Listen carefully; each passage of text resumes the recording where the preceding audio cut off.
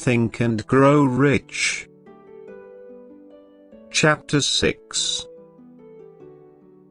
Imagination. The workshop of the mind. The imagination is literally the workshop wherein are fashioned all plans created by man. The impulse, the desire, is given shape, form, and action through the aid of the imaginative faculty of the mind. It has been said that man can create anything which he can imagine. Of all the ages of civilization, this is the most favorable for the development of the imagination, because it is an age of rapid change. On every hand one may contact stimuli which develop the imagination. Through the aid of his imaginative faculty, man has discovered and harnessed more of nature's forces during the past 50 years than during the entire history of the human race. Previous to that time, he has conquered the air so completely that the birds are a poor match for him in flying. He has harnessed the ether and made it serve as a means of instantaneous communication with any part of the world. He has analyzed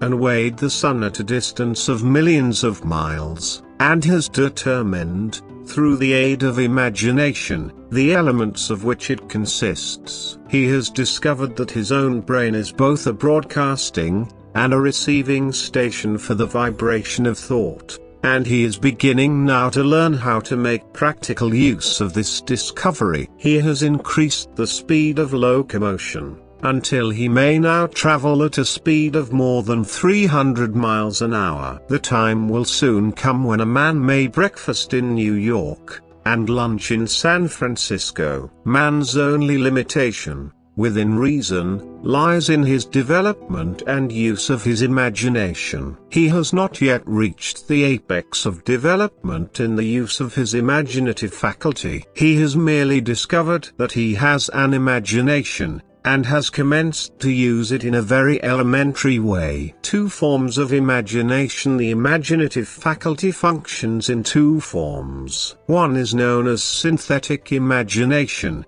and the other as creative imagination. Synthetic imagination. Through this faculty, one may arrange old concepts, ideas, or plans into new combinations. This faculty creates nothing. It merely works with the material of experience, education, and observation with which it is fed. It is the faculty used most by the inventor, with the exception of the who draws upon the creative imagination, when he cannot solve his problem through synthetic imagination. Creative imagination. Through the faculty of creative imagination, the finite mind of man has direct communication with infinite intelligence. It is the faculty through which hunches and inspirations are received. It is by this faculty that all basic or new ideas are handed over to man. It is through this faculty that thought vibrations from the minds of others are received. It is through this faculty that one individual may tune in,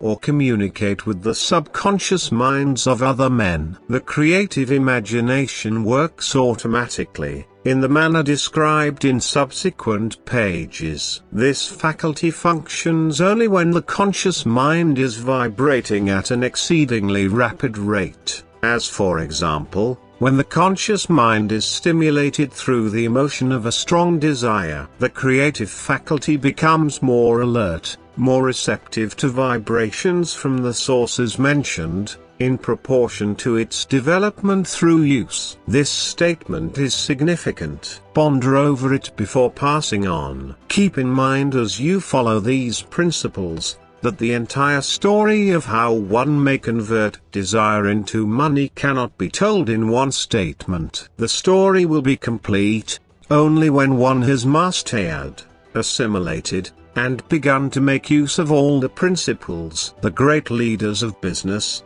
industry, finance, and the great artists, musicians, poets, and writers became great, because they develop the faculty of creative imagination. Both the synthetic and creative faculties of imagination become more alert with use, just as any muscle or organ of the body develops through use. Desire is only a thought, an impulse. It is nebulous and ephemeral. It is abstract, and of no value, until it has been transformed into its physical counterpart, while the synthetic imagination is the one which will be used most frequently. In the process of transforming the impulse of desire into money, you must keep in mind the fact that you may face circumstances and situations which demand use of the creative imagination as well. Your imaginative faculty may have become weak through inaction. It can be revived and made alert through use. This faculty does not die,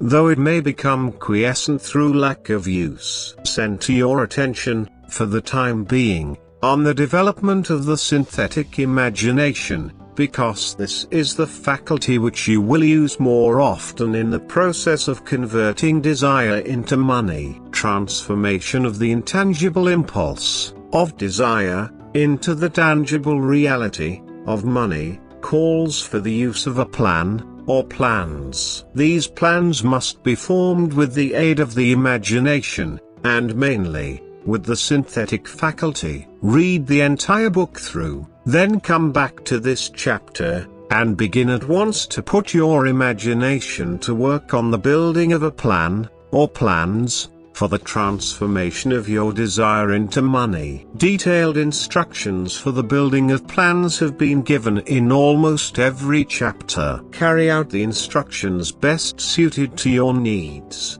Reduce your plan to writing, if you have not already done so. The moment you complete this, you will have definitely given concrete form to the intangible desire. Read the preceding sentence once more. Read it aloud, very slowly, and as you do so, remember that the moment you reduce the statement of your desire, and a plan for its realization, to writing, you have actually taken the first of a series of steps, which will enable you to convert the thought into its physical counterpart. The earth on which you live, you, yourself, and every other material thing are the result of evolutionary change, through which microscopic bits of matter have been organized and arranged in an orderly fashion. Moreover, and this statement is of stupendous importance, this earth, every one of the billions of individual cells of your body, and every atom of matter,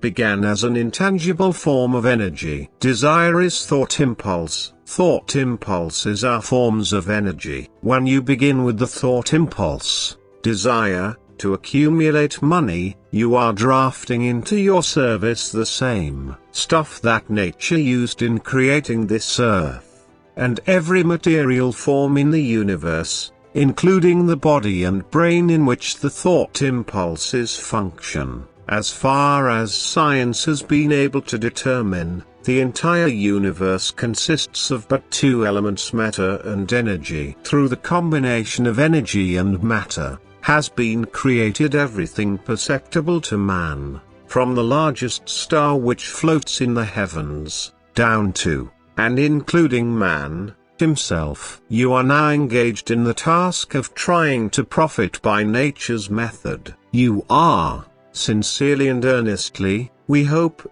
trying to adapt yourself to nature's laws, by endeavoring to convert desire into its physical or monetary equivalent. You can do it. It has been done before. You can build a fortune through the aid of laws which are immutable. But, first, you must become familiar with these laws, and learn to use them through repetition, and by approaching the description of these principles from every conceivable angle. The author hopes to reveal to you the secret through which every great fortune has been accumulated. Strange and paradoxical as it may seem, the secret is not a secret. Nature, herself, advertises it in the earth on which we live, the stars, the planets suspended within our view, in the elements above and around us, in every blade of grass, and every form of life within our vision. Nature advertises this secret in the terms of biology,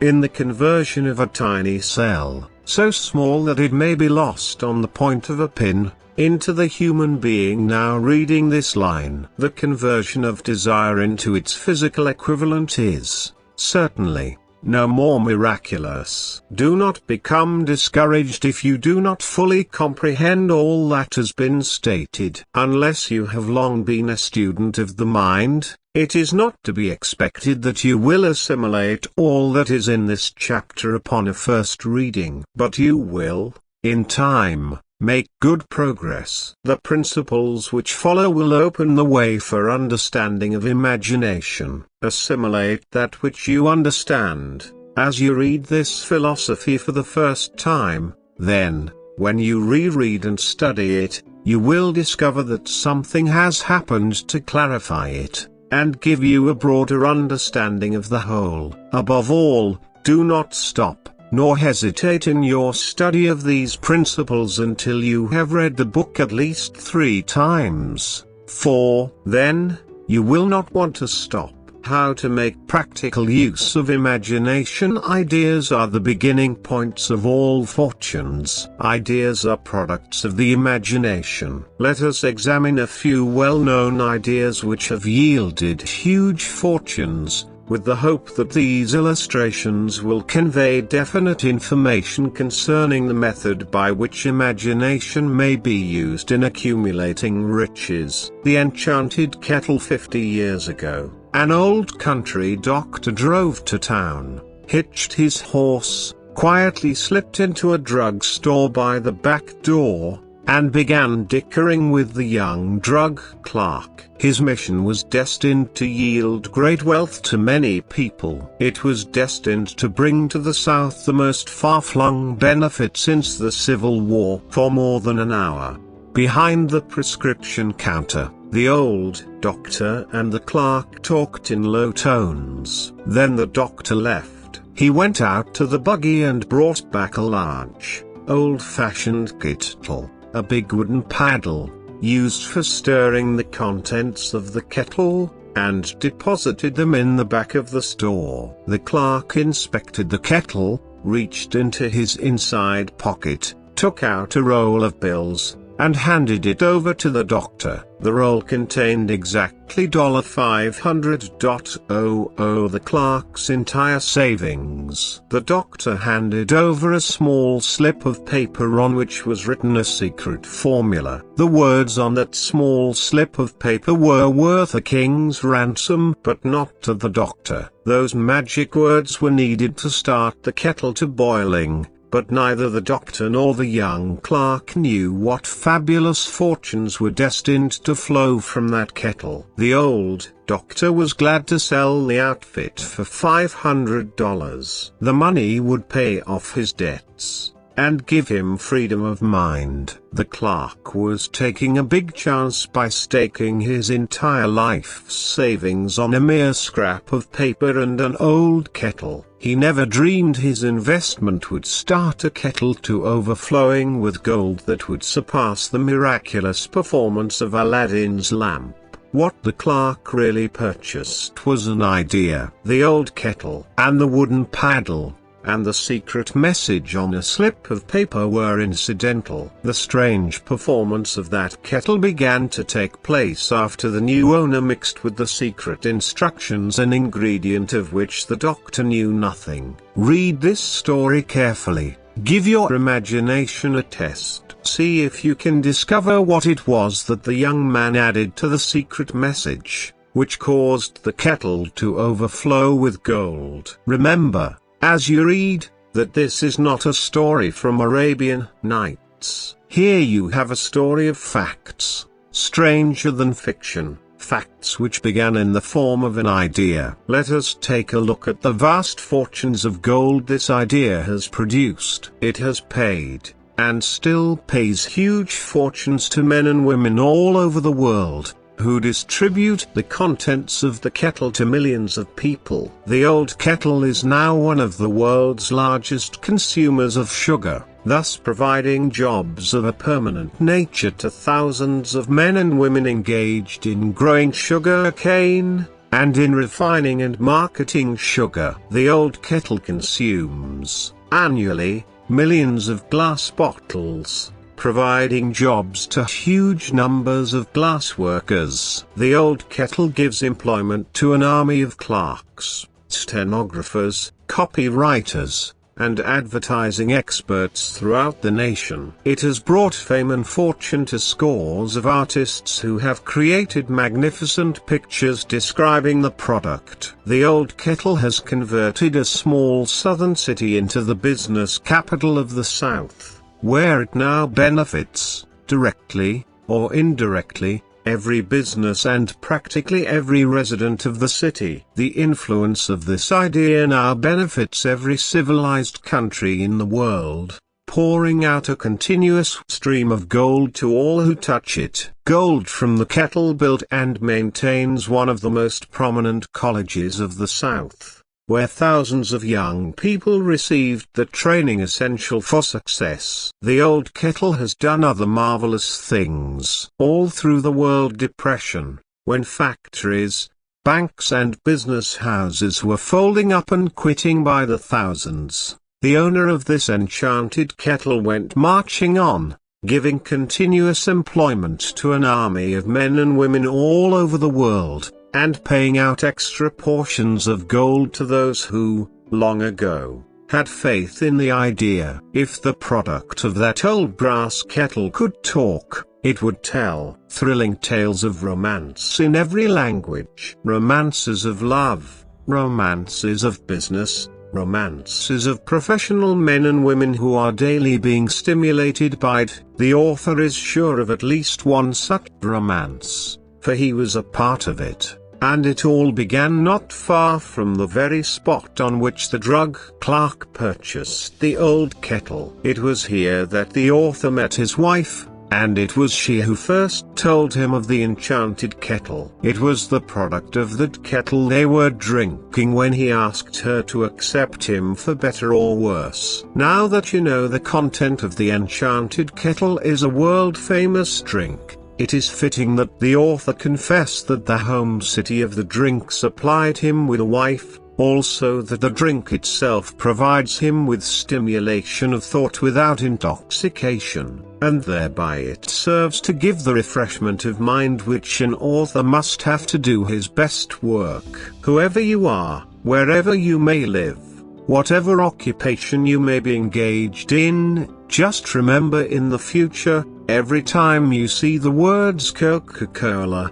that its vast empire of wealth and influence grew out of a single idea, and that the mysterious ingredient the drug clerk Ozak Handler mixed with the secret formula was imagination. Stop and think of that, for a moment. Remember, also, that the 13 steps to riches, described in this book, were the media through which the influence of Coca-Cola has been extended to every city, town, village, and crossroads of the world, and that any idea you may create, as twofold and meritorious as Coca-Cola, has the possibility of duplicating the stupendous record of this worldwide thirst killer. Truly, thoughts are things, and their scope of operation is the world itself. What I would do if I had $1 million. This story proves the truth of that old saying, where there's a will, there's a way. It was told to me by that beloved educator and clergyman, the late Frank W. Gonzalez, who began his preaching career in the Stockyards region of South Chicago. While Dr. Gonzalez was going through college, he observed many defects in our educational system, defects which he believed he could correct, if he were the head of a college. His deepest desire was to become the directing head of an educational institution in which young men and women would be taught to learn by doing. He made up his mind to organize a new college in which he could carry out his ideas. without being handicapped by orthodox methods of education. He needed $1 million to put the project across. Where was he to lay his hands on so large a sum of money? That was the question that absorbed most of this ambitious young preacher's thought. But he couldn't seem to make any progress. Every night he took that thought to bed with him. He got up with it in the morning. He took it with him everywhere he went. He turned it over and over in his mind until it became a consuming obsession with him. $1 million is a lot of money. He recognized that fact, but he also recognized the truth that the only limitation is that which one sets up in one's own mind. Being a philosopher as well as a preacher, Dr. Gonzalez recognized, as do all who succeed in life, the definiteness of purpose is the starting point from which one must begin. He recognized, too, the definiteness of purpose takes on animation, life, and power when backed by a burning desire to translate that purpose into its material equivalent. He knew all these great truths, yet he did not know where, or how to lay his hands on $1 million. The natural procedure would have been to give up and quit, by saying, well, my idea is a good one, but I cannot do anything with it, because I never can procure necessary $1 million.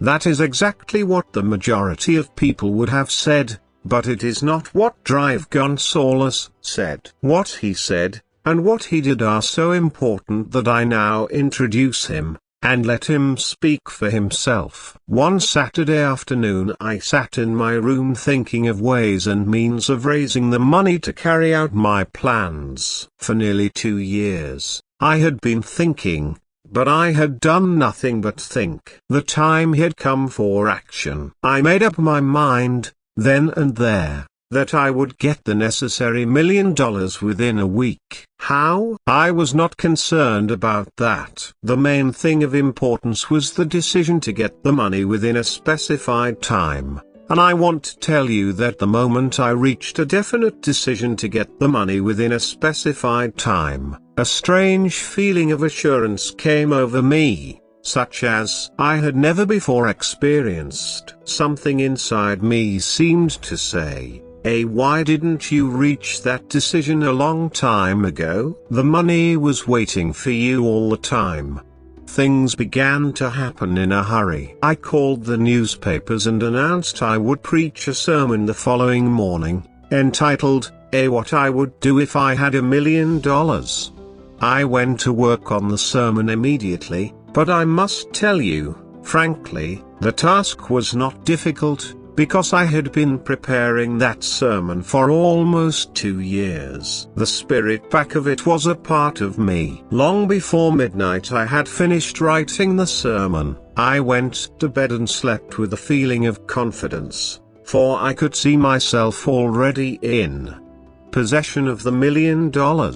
Next morning I rose early, went into the bathroom, read the sermon, then knelt on my knees and asked that my sermon might come to the attention of someone who would supply the needed money. While I was praying I again had that feeling of assurance that the money would be forthcoming. In my excitement, I walked out without my sermon, and did not discover the oversight until I was in my pulpit and about ready to begin delivering it. It was too late to go back for my notes. And what a blessing that I couldn't go back. Instead, my own subconscious mind yielded the material I needed. When I arose to begin my sermon, I closed my eyes, and spoke with all my heart and soul of my dreams. I not only talked to my audience, but I fancy I talked also to God. I told what I would do with $1 million if that amount were placed in my hands. I described the plan I had in mind for organizing a great educational institution,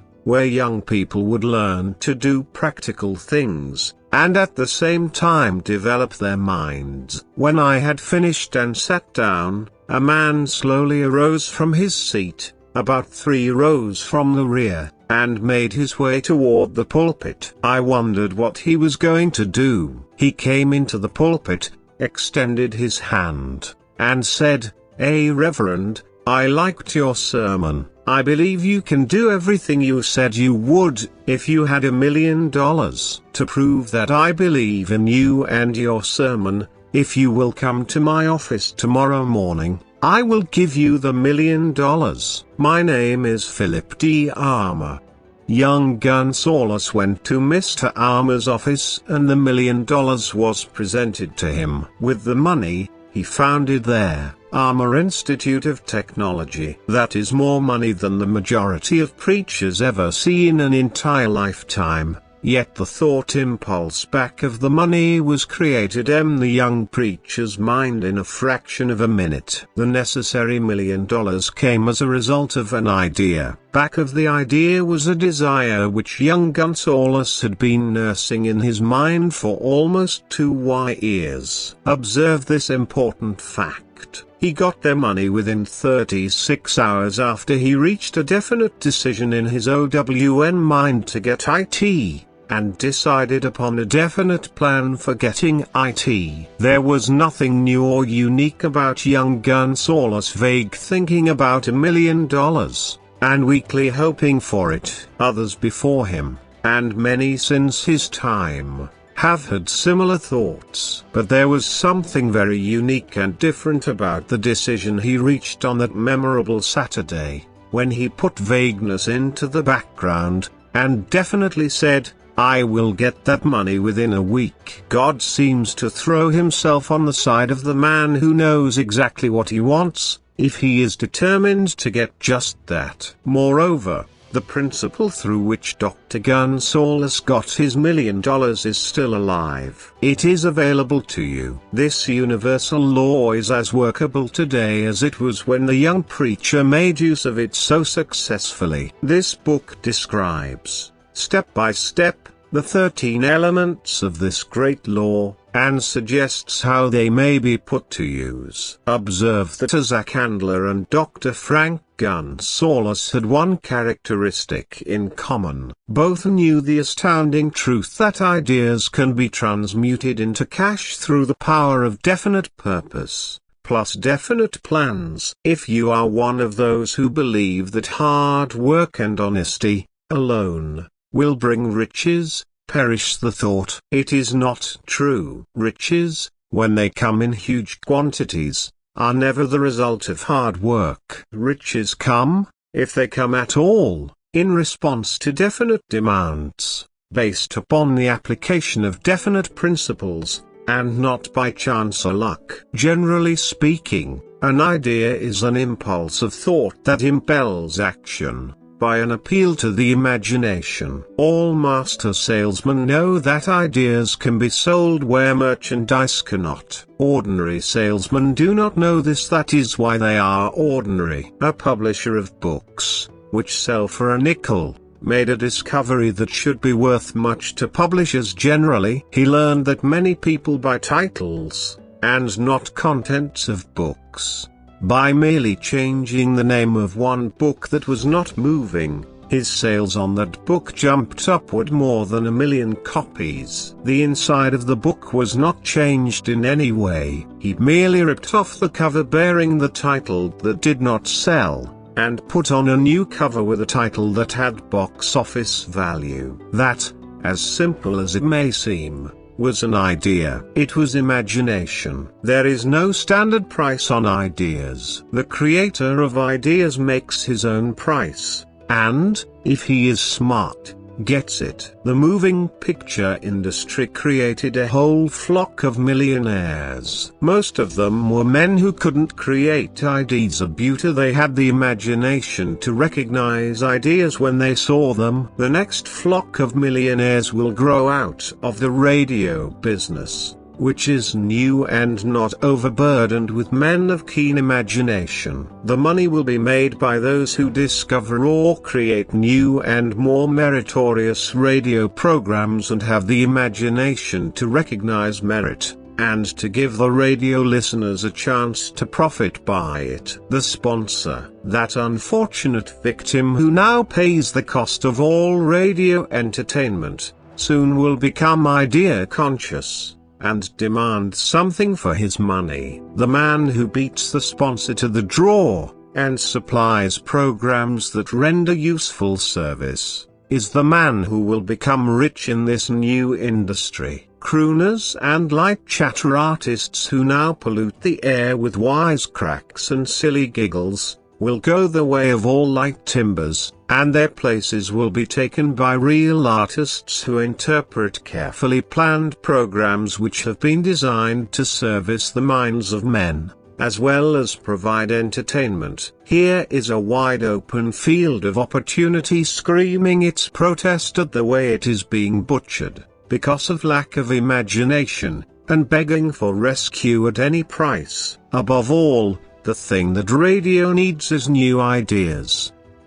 If this new field of opportunity intrigues you, perhaps you might profit by the suggestion that the successful radio programs of the future will give more attention to creating buyer audiences, and less attention to listener audiences. Stated more plainly, the builder of radio programs who succeeds in the future, must find practical ways to convert listeners into buyers. Moreover, the successful producer of radio programs in the future must key his features so that he can definitely show its effect upon the audience. Sponsors are becoming a bit weary of buying glib selling talks, based upon statements grabbed out of thin air. They want, and in the future will demand, indisputable proof that the Who's It program not only gives millions of people the silliest giggle ever, but that the silly giggle can sell merchandise. Another thing that might as well be understood by those who contemplate entering this new field of opportunity: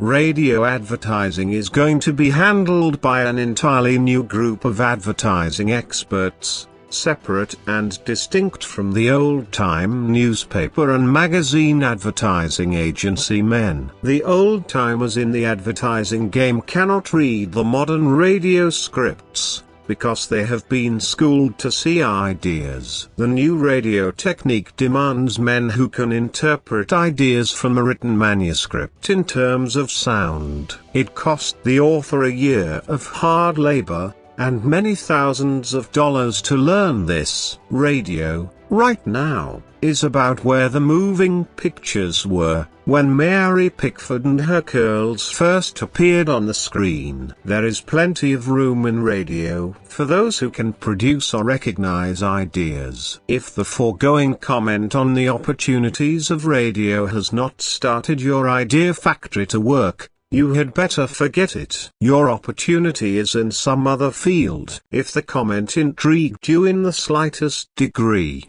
then go further into it, and you may find the one idea you need to round out your career. Never let it discourage you if you have no experience in radio. Andrew Carnegie knew very little about making steel. I have Carnegie's own word for this, but he made practical use of two of the principles described in this book, and made the steel business yield him a fortune. The story of practically every great fortune starts with the day when a creator of ideas and a seller of ideas got together and worked in harmony. Carnegie surrounded himself with men who could do all that he could not do. Men who created ideas, and men who put ideas into operation, and made himself and the others fabulously rich. Millions of people go through life hoping for favorable breaks. Perhaps a favorable break can get one in opportunity,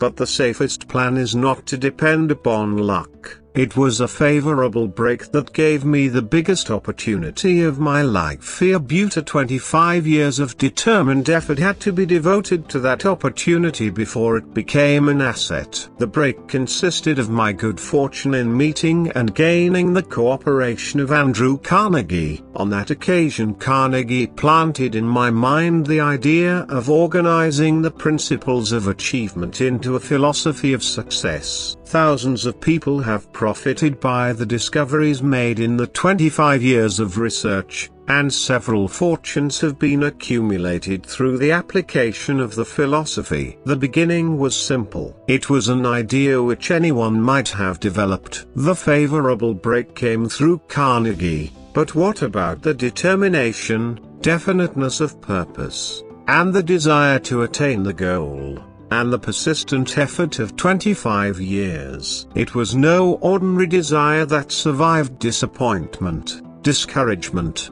temporary defeat, criticism, and the constant reminding of waste of time. It was a burning desire, an obsession. When the idea was first planted in my mind by Mr. Carnegie, it was coaxed, nursed, and enticed to remain alive. Gradually, the idea became a giant under its own power, and it coaxed, nursed, and drove me. Ideas are like that. First you give life and action and guidance to ideas, then they take on power of their own and sweep aside all opposition. Ideas are intangible forces, but they have more power than the physical brains that give birth to them. They have the power to live on, after the brain that creates them has returned to dust. For example, take the power of Christianity. That began with a simple idea,